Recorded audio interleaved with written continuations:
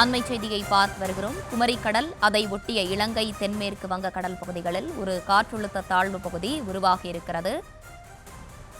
அடுத்த 24 மணி நேரத்தில் மேலும் வலுப்பெறும் எனவும் வானிலை மையம் தரப்பிலிருந்து தெரிவிக்கப்பட்டிருக்கிறது. கூடுதல் விவரங்களோடு இணைகிறார் நம்முடைய செய்தியாளர் வெங்கட்ரமணன். வெங்கட்ரமணன், வணக்கம். முழு விவரங்களை வழங்கலாம்.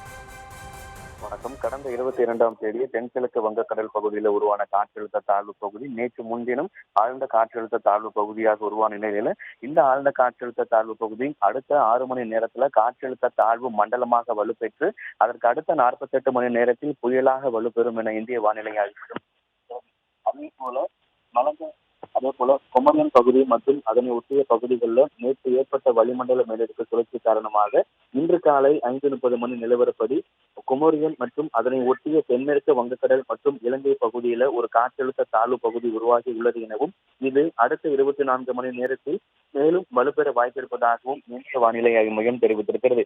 இலங்கையை ஒட்டி ஒரு காற்றழுத்த தாழ்வு பகுதி, அதே போல தென்கிழக்கு வங்கக்கடல்ல அடுத்த 6 மணி நேரத்துல காற்றழுத்த தாழ்வு மண்டலம், இப்படி ஒரே நேரத்துல காற்றழுத்த தாழ்வு மண்டலம் ஒன்றும் அதே போல ஒரு புதிய காற்றழுத்த தாழ்வு பகுதி என இரண்டுமே வங்கக்கடலில் நிலை கொண்டிருக்கிறது.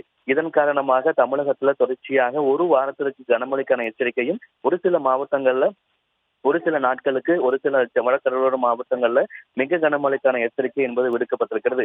இந்த நிலையில தான் இன்று அடுத்த 6 மணி நேரத்துல ஆழ்ந்த காற்றழுத்த தாழ்வு பகுதி காற்றழுத்த தாழ்வு மண்டலமாக வலுப்பெற்று அதற்கு அடுத்த 48 மணி நேரத்தில் புயலாக வலுப்பெறும் எனவும் அதே போல தினம் காலை 5:30 மணி நிலவரப்படி குமரிக்கடல் மற்றும் அதனை ஒட்டிய இலங்கை பகுதிகளில் தற்பொழுது ஒரு புதிய காற்றழுத்த தாழ்வு பகுதி உருவாகி உள்ளது. இது அடுத்த 24 மணி நேரத்தில் மேலும் வலுப்பெற வாய்ப்பிருப்பதாகவும் வானிலை ஆய்வு மையம் தரப்பில் தெரிவிக்கப்பட்டிருக்கிறது.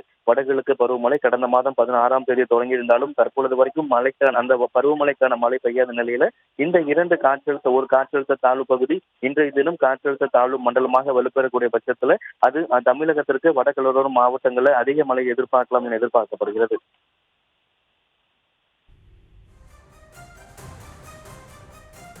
விவரங்களை வழங்கியமைக்கு நன்றி வெங்கட்ரமணன்.